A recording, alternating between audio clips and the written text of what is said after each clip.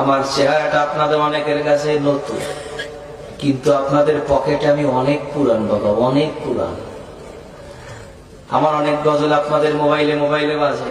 আল্লাহ ও গো আল্লাহ ক্ষমা করে বিদায় বেলায় মোরে দিও গো দেখা,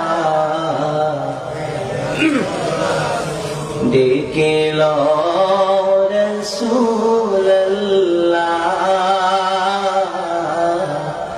রওজা হে রাসূল তোমায় ভালোবাসি